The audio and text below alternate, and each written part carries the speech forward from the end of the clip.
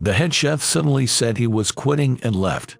The beautiful landlady in front of me looked like she was about to cry. She had helped me, and I wanted to help her too. But with my taste disorder still not cured, could someone like me really be of any help? I used to be the head chef at a long-established, high-class hotel with 3 Michelin stars, but that past glory is of no use to me now. Amidst a whirlwind of emotions, I approached the landlady and said one thing.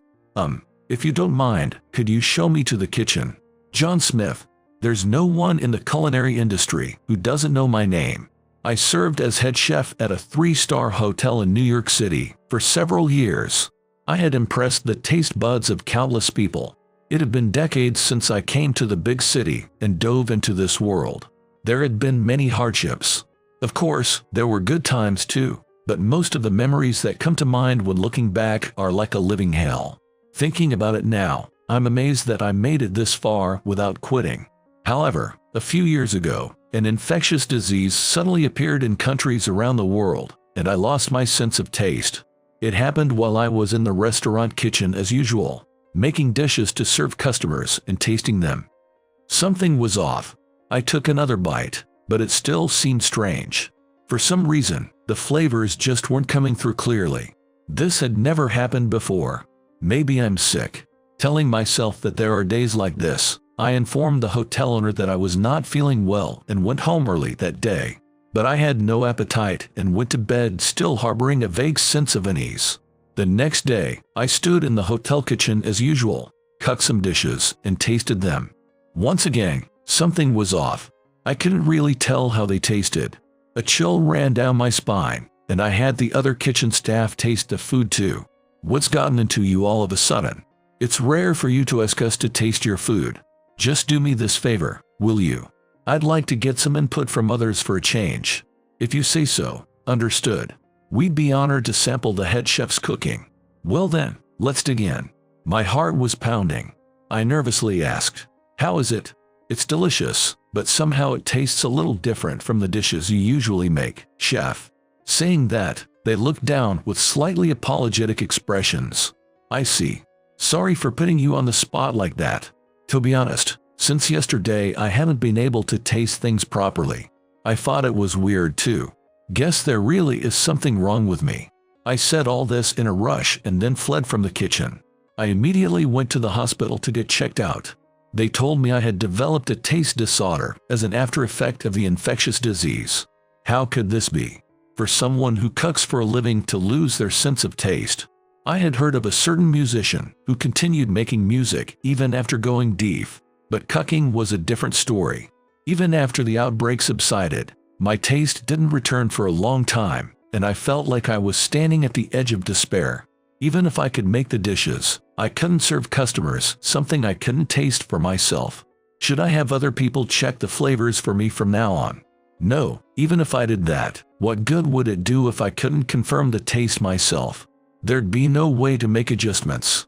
I hadn't taught the other staff all the finer points of my techniques yet, and if I ended up serving subpar food, it would tarnish the reputation of this 3-star hotel. My pride as a chef only made me suffer more. The doctor at the hospital where I was being treated for the infection also told me bluntly, while this medication can cure the infection, it cannot restore your lost sense of taste. I had been through all sorts of trials as a chef and endured everything up until now.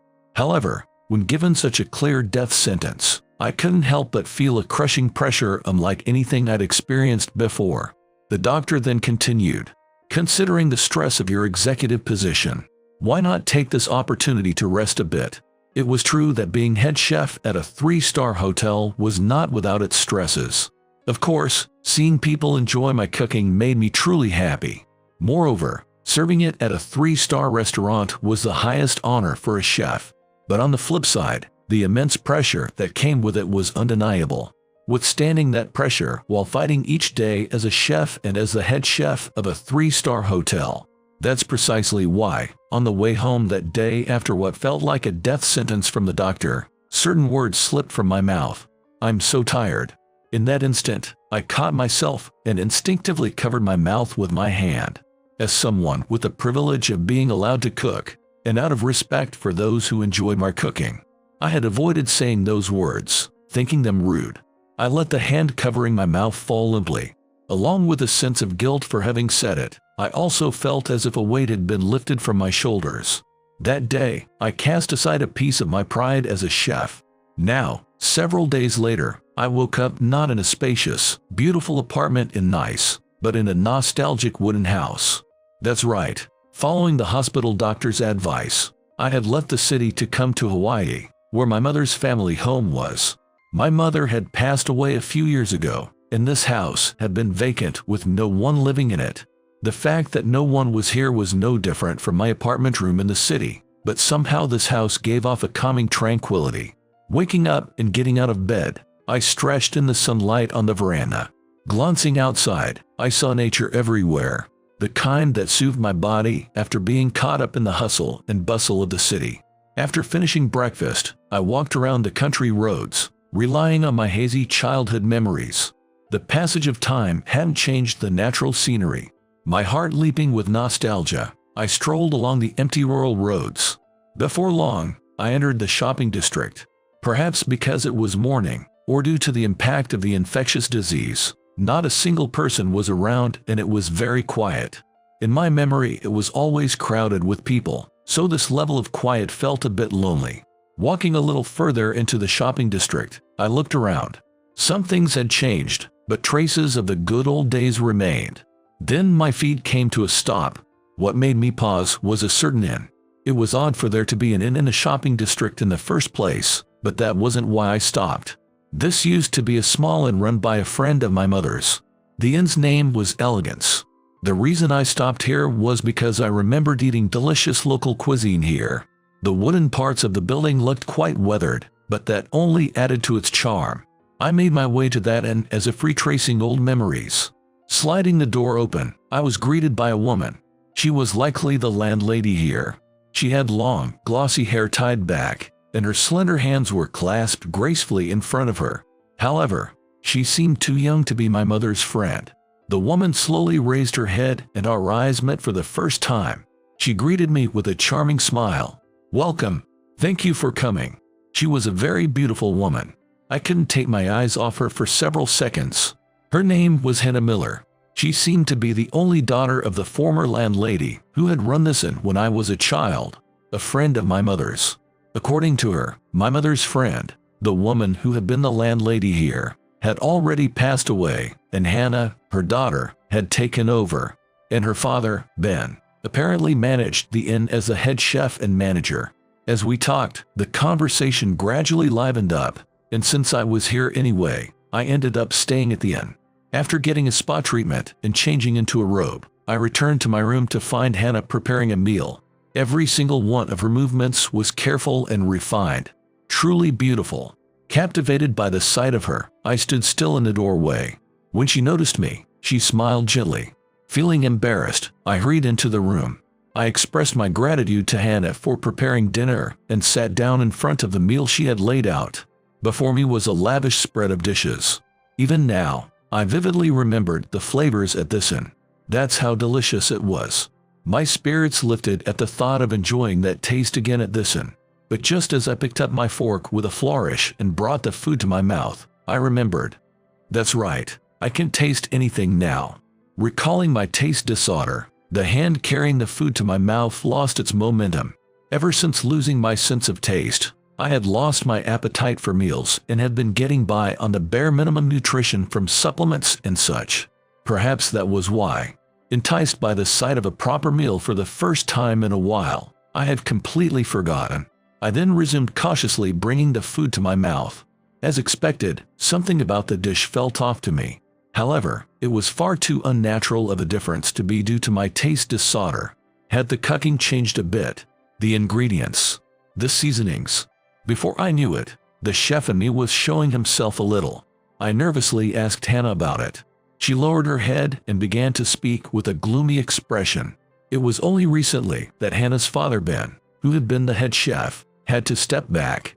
He was now taking time off due to a sudden illness accompanied by an illness in his hands, unable to hold a knife. In the meantime, a man named Jack was serving as the acting head chef, but he seemed to be the one changing the flavors of the local cuisine. Ben had been the head chef since the days when Hannah's mother was the landlady. Ever since then, his philosophy as a chef had been to offer dishes made with local specialty ingredients. In contrast, Jack, the man now acting as head chef, apparently had a strong fixation on high-end ingredients from the mainland, and since he became head chef, the ingredients being used had switched to those expensive mainland ones. That was likely the cause of the change in the local dishes' flavors. While thinking what unfortunate timing my visit had, I was also relieved that my sense of taste seemed to be recovering to some degree. Having been on the front lines as a hotel head chef for decades, I couldn't help but worry a little about the current state of this inn. Perhaps this was an occupational hazard. I went back and forth between my family home and the inn, staying there once a week. In this meddlesome way, I found myself concerned about the inn. Living like this, some time passed since I had arrived, and I grew accustomed to life here. When I went for walks and such, at first I only exchanged greetings with the island residents, but gradually became friendly with them, and now even did farm work together sometimes. The nature and kindness of the residents of Hawaii healed my mind and body. I also became quite close with the people at the inn, and would tell them about things that happened each day after returning there. Amidst this lifestyle, my greatest joy was that whenever I got back to the inn, Hannah would always greet me with a smile, asking welcome back. What did you do today? And listen to me talk.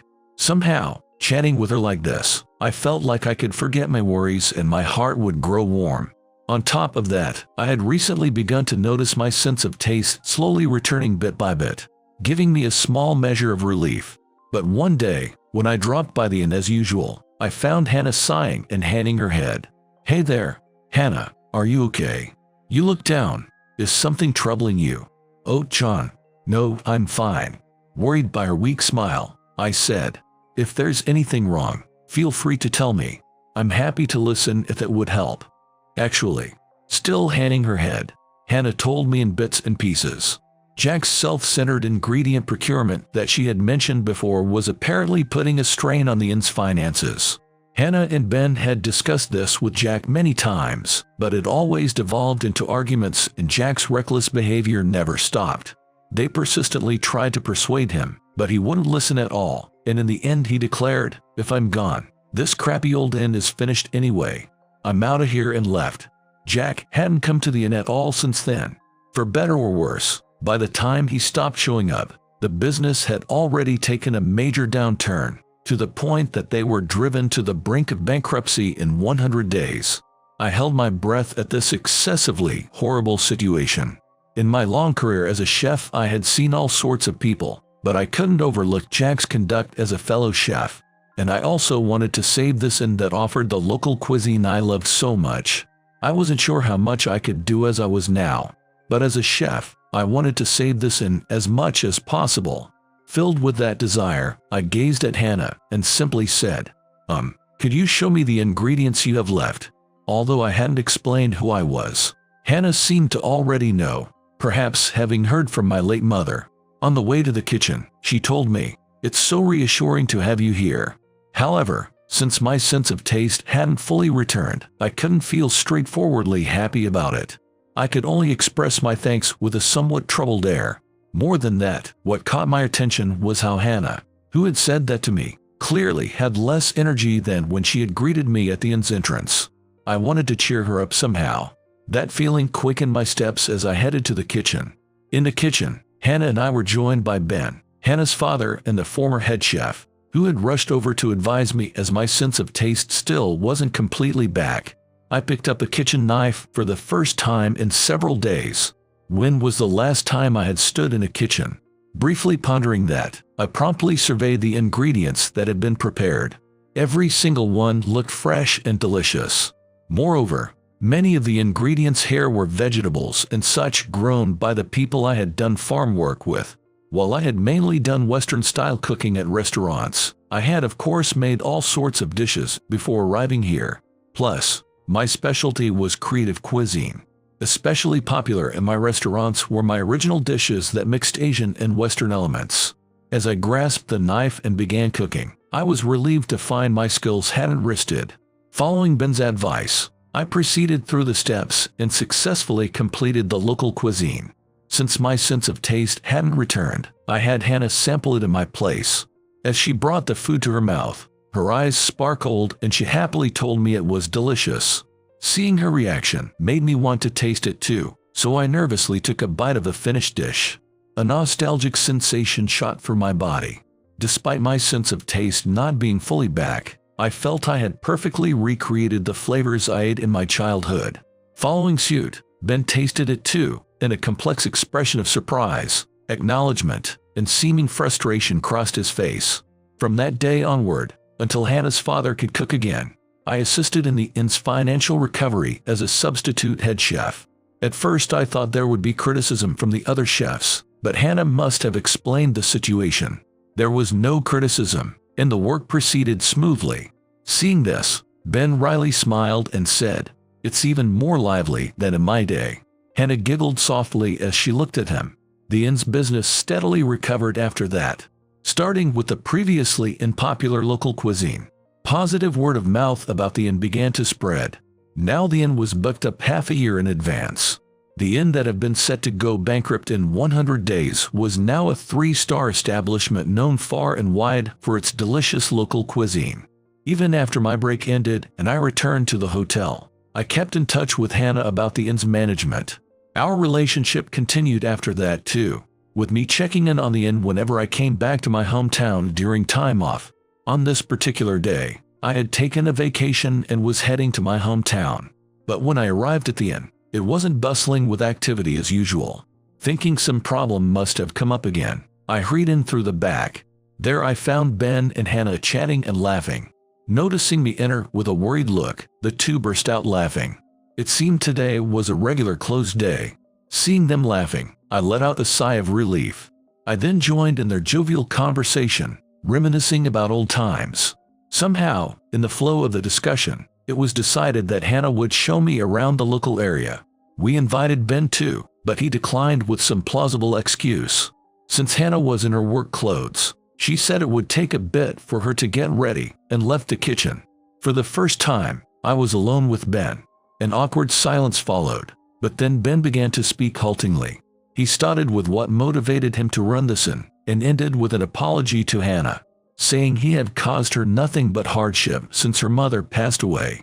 She had put on a brave face in front of guests, but with the incident with Jack and all, she hadn't been her usual cheerful self the past few months. But recently, she had perked up again. Ben said this was all thanks to me. It was true that I had acted out of a desire to do whatever I could for the inn, but I hadn't done anything that significant. In fact, I told Ben that the business had ultimately recovered this much because of Hannah and his efforts. At that, Ben hung his head, stumbling over his words.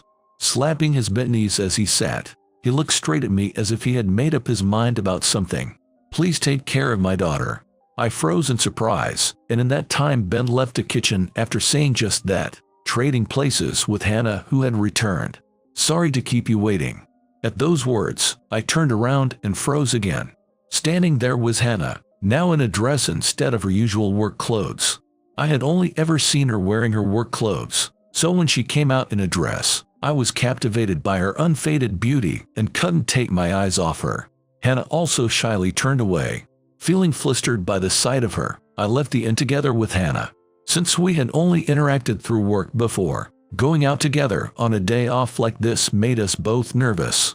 However, as we talked while experiencing the nature of Hawaii together on a hike, we gradually opened up to each other. I even felt a sense of comfort, as if we had been together since the beginning. Glancing over, Hannah's expression seemed to have softened compared to earlier. Having a nice time, the last place we headed was a famous spot called Man's River. Apparently long ago, two men had fought a duel there over one woman. In the end, the more cunning man had supposedly won by tricking his opponent into falling into the river. The wind was strong that day, and the nearby pier swayed and creaked. Buffeted by the gusts, Hannah staggered a bit. Sensing danger as she nearly fell, I instinctively reached out to support her. As our bodies touched, our eyes met. Startled by the sudden closeness, we hastily separated. That's when it happened. The angry shout of a man rang out behind us. I turned around with a start to see a ferocious-looking man approaching in long strides. It was an unfamiliar face.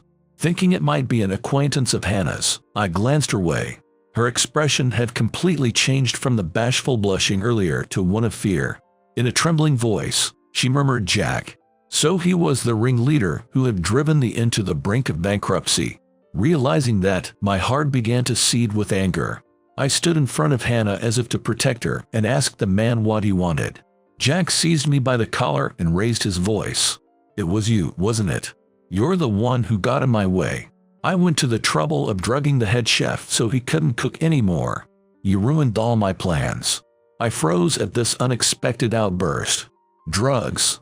Plans. At first none of it made sense. But seeing that Jack was furious with me, I got the gist of it.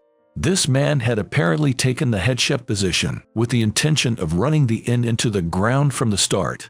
Just as he withdrew thinking the timing was right, I had stepped in, and he was angry because it had foiled his plans. I couldn't understand why he would do such a thing, but that didn't matter right now.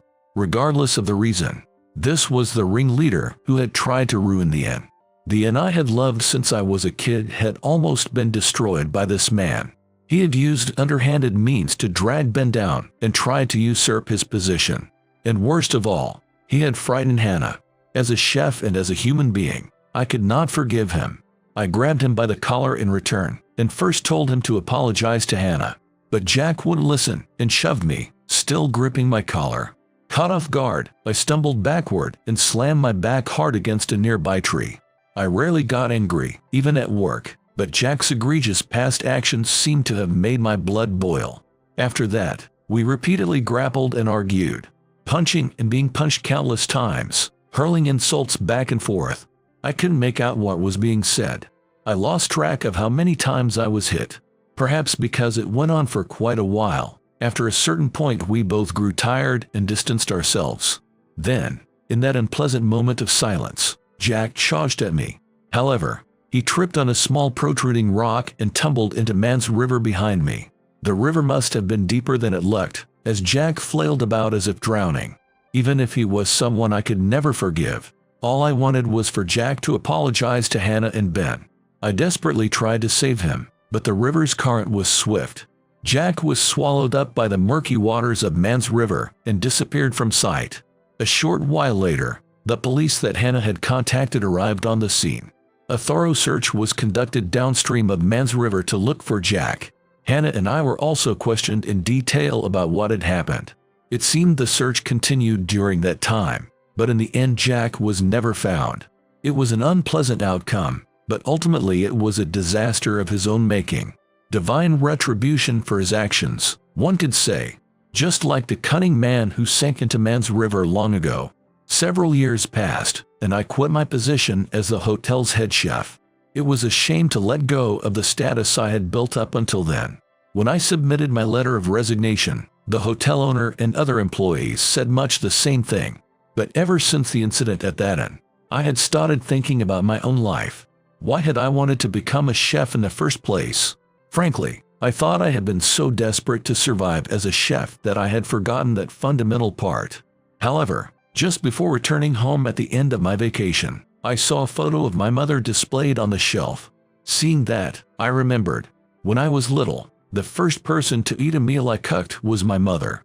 She had eaten my amateur cooking, which surely wasn't very tasty, with such relish, and she had praised me extensively. I recalled how happy that had made me feel. I had become a chef because I wanted my mother to eat the delicious meals I would make as my skills improved.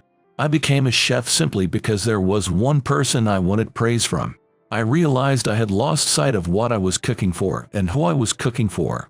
I had impressed the taste buds of countless people at a 3-star hotel. Of course, that was an honor. But what I had truly wanted was to make my mother happy with the meals I cooked with my own hands. But now, that mother was gone. I sat in front of her picture, my head down. What should I do? From now on, what should I cook for? I wanted to cook not for the masses, but for someone special. As I pondered this, one particular face came to mind. I didn't know why it was her face, but the face that clearly floated into my thoughts was Hannah's, savoring the local cuisine I had made in the kitchen that time. My body moved on impulse. My destination upon leaving my family home was, of course, the inn. It was evening, a busy time for preparing dinner. Even so, my body and heart wouldn't listen. There was something I had to tell Hannah right away. By the time I realized it, I was standing out of breath in front of the inn's back entrance. After catching my breath, I reached for the doorknob of the back door. At that instant, it seemed a force was applied from the other side in the same direction, and the door swung inward with great momentum. She had been hidden by the door until then, but standing on the other side was Hannah. She stared at me with a surprised expression. Not expecting to see her again so soon, I felt a bit awkward. "Huh? John, what brings you here?" The words caught in my throat. In the silence, I felt like I could hear only the sound of my heart pounding. At times like this, my mind would panic and I wouldn't know what to say. "Hannah, I want you to eat my cooking." Hannah looked at me with a blank expression. Then, as if a bit perplexed, she said, "I'd be happy to have you cook for me again." This definitely didn't seem to convey my intentions. Realizing that, I paused for a breath and tried again, rephrasing it so it would get through this time. "Please let me cook for you, by your side, for the rest of my life," I said, looking at my feet. A moment of silence followed. I was too scared to raise my head. I was curious what kind of expression she was making after hearing that, but the thought of her possibly having an unpleasant look on her face terrified me. Crash! The sound of a plate shattering came from deeper inside, past the back entrance. Wondering what had happened, I looked up to see another employee further inside staring our way, the plate they had been holding forgotten. Shards of the plate were scattered at their feet. It seemed they had witnessed the entire confession, and realizing that, I came to my senses and grew embarrassed. But worried by Hannah not saying a word even through all this, I timidly peeked at her face out of morbid curiosity. She had both hands covering her mouth, her face beet red. Seeing that, I turned an even deeper shade of red, my back straightening. But while I felt it had gone well, I still hadn't gotten a response. I nervously asked Hannah, "Is it okay if I cook for you?" "Yes." That much I remembered hearing. What happened after that was fuzzy, my emotions having been too worked up. But thanks to that, I was now working as a chef at this inn. Both Ben and I had made full recoveries, and together with Hannah and the staff, everyone pitched in to run the inn. As for how that confession turned out, it was a success and Hannah and I got married. Now we have a baby on the way. The inn that had overcome the crisis of going under in 100 days looked poised to become a long-standing establishment that would continue not just for 100 days, but for the next 100 years and beyond. No, I grasped the hand of my wife smiling beside me. We would make it so.